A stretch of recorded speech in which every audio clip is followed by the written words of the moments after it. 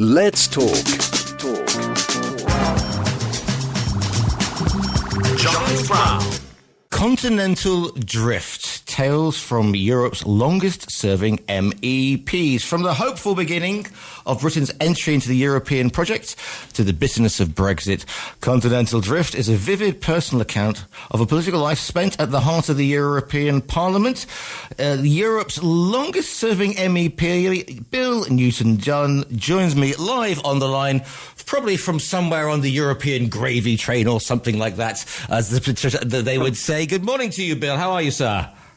Good morning, Giles. I'll point out that I'm not on the gravy train. I'm not an MEP because when Brexit happened in 2020, I was made redundant overnight because Britain left the EU. So I was very privileged. I served a long time as an MEP. As you said, I ended up as Europe's longest-serving MEP at the time. But I'm no longer there, unfortunately, nor is Britain. Indeed. I mean, the first question is, do you miss the hustle and bustle? Because most of us have got a very abstract, and that was part of the problem, I think, idea of what an MEP does. And there are detractors, Bill. People say, oh, well, they don't actually do anything. Sure, we live in a democratic part of the world, thank goodness, so people can have their own opinions. But the fact is that an MEP does, if you like, what a congressman does at the federal level in the USA. There are European laws that are passed over all of us living in this part of the world, and MEPs help to pass them, amend them, approve them. So there's a need for control. There's a need for controlling local councillors, doing potholes and rubbish clearance in a local town, and there are a need for MPs at national parliaments to decide national legislation. MEPs do the European level. So what attracted you to take the step into the European Parliament? Because, I mean, 73 is when Britain goes into, if I'm correct, goes into the EEC, as it then was. Yeah, it was. Well, it was. I was a youngster. I was interested in politics. I thought there were a lot of interesting things going on. Maybe I can make better decisions than some of the things that I've been seeing. And it was a time when Ted Heath was Britain's Prime Minister and had taken us into Europe. He was an enthusiastic European. I thought, that's my man. I like that concept, so I'm going to try and help him. So I stood for election at the European Parliament. And so you first went in, what, was it 79 you went in? Yes, that was the first European elections in 79. There were only a much smaller number of countries, so it was a much smaller EEC than it is today. And in 1979, because obviously we kind of regarded, I mean, isn't the famous headline, fog on the channel, continent cut off, etc.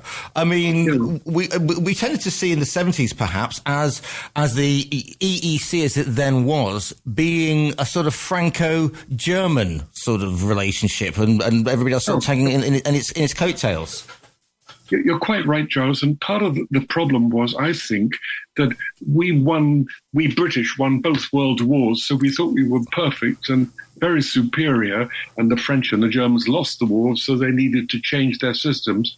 We didn't feel the need to change. So when the Treaty of Rome was proposed in 1957, we refused to join. And so we locked ourselves out, and the consequence was French and the Germans and the Benelux countries were making decisions and starting to make laws which were affecting us, but we had no say because we stayed on the outside. So then it made a lot of sense for us to apply to join, and we finally joined in 1973. And that was the right step because then we had a voice and we could argue with the French and the Germans.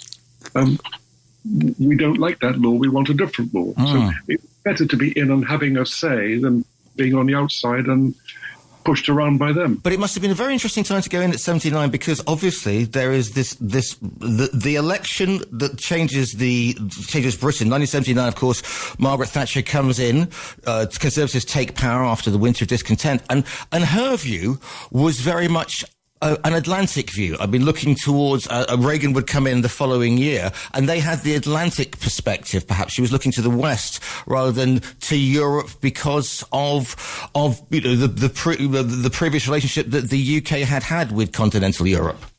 Yeah. When we were applying to join in 1973, we had a referendum in Britain in 1975. when we all decided, we all had a chance to vote, do we want to join or not?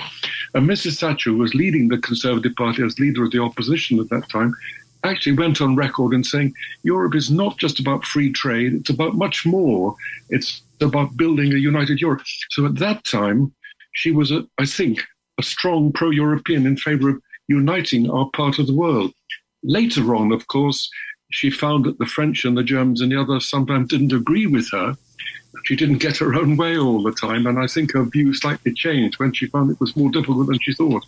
So, what was the atmosphere like then, as a young man going to? Were you in Brussels? Were you in Strasbourg? Whereabouts were you based at this point in time? Well, I represented Lincolnshire, halfway up in the Midlands on the eastern side of the UK. So my life every day was partly from my home in Lincoln, travelling around the county, a big county, but also flying. There wasn't a Eurostar. There was no tunnel in those days. So it was getting to Brussels or Strasbourg. And it was two centres, which was horribly inconvenient, Brussels and Strasbourg.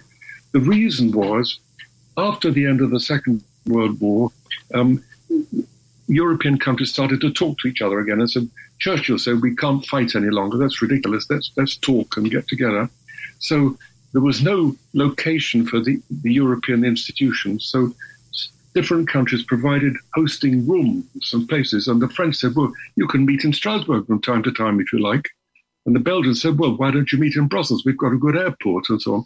So Brussels and Strasbourg sort of grew up just as an accidental compromise. And then as power and money and so on and things mattered, they got established, and we're not giving up our rights to have meetings. So we had to go to both Brussels and Strasbourg, as well as our constituencies. I'm just thinking it must have been a tremendous strain. This is an age, younger listeners, before internet, before even emails. I mean, faxes weren't even around in 79. I mean, the amount of travelling to represent as an MEP, but also your constituent, must have been, I mean, how on earth did you have a life outside of politics, Bill? Well, luckily I was a young man. I was a youngster in those days, and I loved it. What I really enjoyed was mixing with all the continental nationalities, different people, different experiences, different opinions. They thought they were right, I thought I was right, and so on. And it was very exotic and thrilling to try and build a united Europe and finding what was the right way ahead, what can we all agree on. I loved it. And you're there at one of the most important, sort of earth-shattering moments in post-Second World War history. This is, the revolutions, the Velvet Revolution, Poland, the breakup of the Soviet Union, Perestroika, Glasnost, Jacques Delors, of course, and suddenly Europe changes in a way that we couldn't have foreseen. Those of us who were teenagers in the 80s remember the Berlin Wall, and then, but also remember the incredible turn of events in 1989, and for somebody who's sitting in Brussels, I mean, it must, or Strasbourg, the quick turn of events must have been absolutely, I mean, the sense of hope must have been tremendous, but also for goodness sake, because every day it seemed, the Baltic states were becoming free, then, Poland went, then of course we had, Czechoslovakia as it was then. It must have been an incredible time to be at the centre. Well, I was very lucky, as I said. I didn't realise, but I was living through history. You can look back and say, God, those were the important moments of history, the ones you've cited.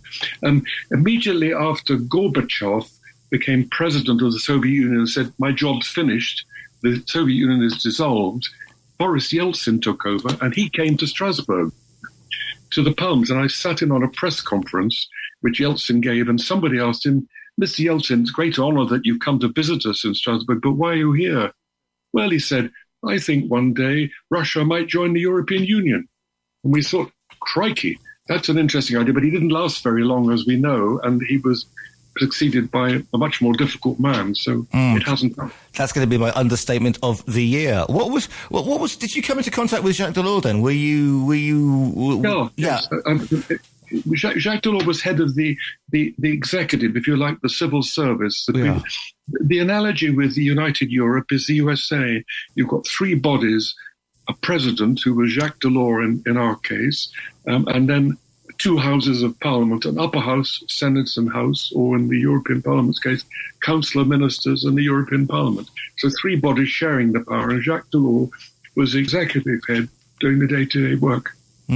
First, I mean, we're based in Spain. Okay, so I was a teenager living in Andalusia, and 1992 was the year of years, if you like, for Spain, because we had the Olympics and also we had the Expo '92. And when Spain and Portugal were admitted, was it 82?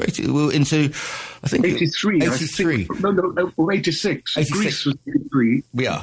But that, I mean, people say, "Oh well, Europe, it's just self-serving." But people don't understand the tremendous impact that had on recently sort of had been freed from dictatorship, Spain had, and the amount of enthusiasm for Europe was and still is palpable. Well, I entirely agree, and the fact events going on today with a now rather rogue American president, we're not quite sure where he stands. I think the arguments for Europe uniting together and being together and strong together are stronger than ever. And when you were just talking, Giles, it just reminded me, one of my Spanish friends in the parliament, he was a Spanish socialist. I won't name him, but if I don't suppose he's listening, but he never wore a tie to anything. And one day I said, "Hey, this is some smart occasion we're at. There's a VIP here. We're all men are wearing ties, but not you. Why not?" He said, "You don't know my personal history. When Franco was the dictator of Spain, I was an active young Spanish socialist, and Franco's secret police arrested me and hanged me, but didn't break my neck, obviously, but as torture. And he said, I rejoice Spain is free. Spain is part of a united Europe. But please, Bill, don't ask me to put tie on around my neck." And I thought, whoa, there's some of the things that some people had to go through to fight for freedom. As a simple Brit, I had nothing like that, and I admire a man like that so much. Because a lot of us deal with abstract concepts in our political life, or in our, but a lot of people who come in to the EU. I mean, from the former sort of warfare, the former Iron Curtain states as well. Some of them had tremendous and harrowing stories to tell. Sorry. I'm going to say, I in Strasbourg had a little office next to a Pole. His name was Bronislaw Gadamek. And if you're a Pole, you'd say, "Oh my God, did you know him?" But most of us never heard of him. He told me that he was the brains behind, or the intellect behind Solidarność, the trade union led by Lech Walesa. And General Jaruzelski, the Polish dictator, put Bronislaw in solitary confinement. And Bronislaw said, "I was told, you'll never leave. You are too dangerous. Your ideas are too fearsome." So Bronislaw said, "I sat there in solitary confinement, imprisoned in Poland for 6 years. And I only had two things I could think about. Either that I would die in prison, or maybe communism would die and I would be freed." So he says, how can you just imagine, Bill, not only did communism die, but Poland was free, Poland joined the European Union, and here I am an MEP. My God, all those things came true, and I thought, here's another man, like my Spanish friend, this Polish man. They went through an enormous amount to get us towards a united Europe. And that's why I'm still convinced we've got to work together. We've got to stand up for ourselves in this corner of the world. The book itself, it deals with some interesting sort of behind-the-scenes looks as well, glimpses that we don't know. The Italian communists must have been quite interesting, because they are very idealistic, aren't they? And there must have been sometimes you just thought, oh, here we go again. It's so and so from Tuscany, or so and so from Napoli. If they're either communists, or they have a lot of Godfather DVDs on the collection. That must have been an interesting interaction. Well, one of the committees I served on in Parliament was called Budgetary Control, which was looking back at previous year's spending, quite boring and routine.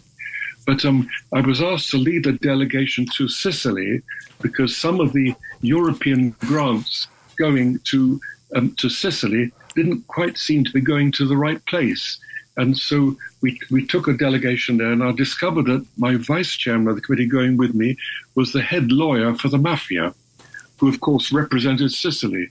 Very charming, nice man. He doesn't speak in English, so we just shook hands and smiled at each other.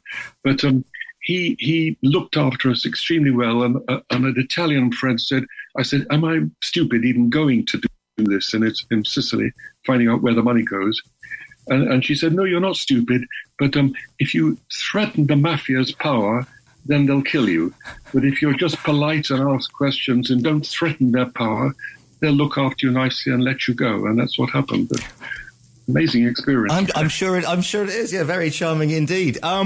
There is, I mean, are there sort of people within sort of the European Parliament who are, if you like, the whips? They will gather all these forces together because you can get some interesting characters. I mean, are there sort of bruisers who go, right, come on, we're getting together. You've got to be here. You've got to vote for that. I mean, is there a sort of a whip system then with all this? Yes, there's a whipping system, but in the House of Commons, there are whips, and their power is you will never be a minister, you'll never be promoted, you'll never have any goodies, so do what I tell you. In the European Parliament, it isn't the same. There aren't any goodies to be handed out, so it's much more a case of persuasion and being great. One of our British whips, a very charming lady who ended up as Deputy Speaker in the House of Lords, used to carry a bag of toffees with her in the chamber. And when if any of us looked like we were doubting which way to vote, she says, "Have a toffee." And so it was a different technique, and I loved it, as you can probably tell. All these different personalities and different ways of doing things. It was very exotic, and I still believe in the concept. We should be uniting Europe. What, I mean, should we talk about, I'm going to drop the B word in it now, unfortunately, Bill, and the B word is Brexit, or as we call it in Spain, el Brexit. I mean, did you have any inkling? I mean, I was doing sort of TV for the UK at the time and was obviously living over here for a while, and we knew the value of Europe. We'd grown up, I'm a committed single European, because that's what I grew up with, and so were all my Spanish friends. And were you worried? I mean, I remember doing a program on the morning after and being basically shell shocked because we just thought there was no way that that Britain would want to leave. And were you aware of what was about to happen? No. I mean, I campaigned in the campaign to leave or not, but you only talk to a few people in the streets as best you can. You get no idea. So it was a considerable surprise. And of course, in the Parliament, one of my colleagues was Nigel Farage, and who was extremely pleased and surprised. So it's a mixed bunch, really. One other little story. When we had Brexit, on the last day of January 2020, when all British MEPs would have to leave, the Parliament had the final vote, the European Parliament, because the European Parliament controls European treaties, not the House of Commons or any national parliament. So we had to vote on Britain's agreement to leave or wish to leave. And we had a big, passionate debate in Strasbourg, and it was finally agreed. Britain, the MEPs from all the countries voted that Britain could leave if it really wanted to. That was its decision.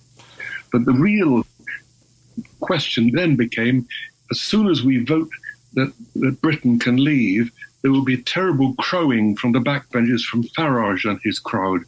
So, yes, absolutely. So one of the Greens came up with a brilliant idea that we would all sing Auld Lang Syne. And the whole Parliament stood to its feet immediately after the vote and sang, not very tunefully probably, but it's recorded on YouTube, Auld Lang Syne together. So Farage didn't get his opportunity to crow, and that was one small satisfaction. Yeah, we all remember the images of Farage and Anne Widdecombe waving their union flags, etc. If only they had known then. But it must have been bittersweet because you've worked with these people for over 35, almost 40 years, and then as I said, hopefully we'll see again. I mean, there must have been amongst your colleagues, there must have been shock, amongst your French and German colleagues and your Spanish colleagues who you worked with, because it was like watching, a member of your family doing something ridiculously stupid and saying, well, they've only got to go over their own way. Yeah, I completely agree. And if I keep my own private contacts and personal ones. And the feeling in Brussels and Strasbourg very much is, please, will you come back? You can't have a united Europe and a strong Europe together if Britain's on the outside. So we would be welcome back. But the problem would be, Giles, is that all those concessions that we had, like a budget rebate that Mrs. Thatcher fought for, and opt-outs and so that, we threw them all away. So we would now have to go back like any new country, and it would be tough. And we would probably have to have another referendum in Britain to decide, do we agree we want to join again? So there are a number of hurdles before we can get there. When you hear somebody say this isn't the Brexit I voted for, do you just sort of throw your imaginary tennis ball against the wall going, I could have told you this 6 years ago? It's not... But when I started out, as I said, as a young man wanting to get involved in politics and make better decisions, I've witnessed an awful lot of terrible decisions in my time, and Brexit was one of them, where Britain did completely the wrong thing. And now the next generation of politicians have got to try and get us back on course again. But here we are today. I mean, Davos is happening. President Trump is going to make, I think we shall call it an interesting speech. And, for better or worse, we are tied to the continent, as some would say.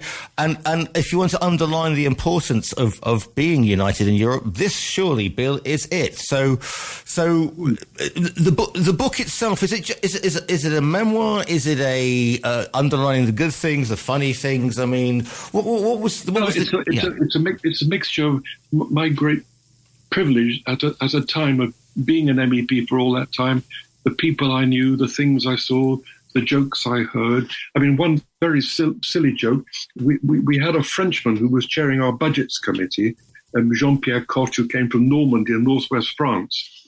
And I remember him once saying, these problems we're discussing are terribly difficult. I don't know how we ever solve them. If only we all had the wisdom of the Normans. And of course, we had simultaneous interpreters. And one of the interpreters put that into English as, we need Norman wisdom. Well, yeah. I mean, I can see that. So that would probably, and for some would say, well, that was basically part of the Brexit campaign. Really, you'd have to say that.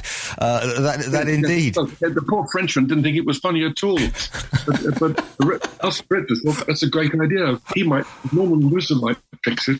So we had humour too, but it was working through interpreters was a bit more difficult than just one language. Indeed, the book is called Continental Drift, Tales from Europe's Longest-Serving MEP. It's by Bill Newton-Dunn, who we're speaking to today.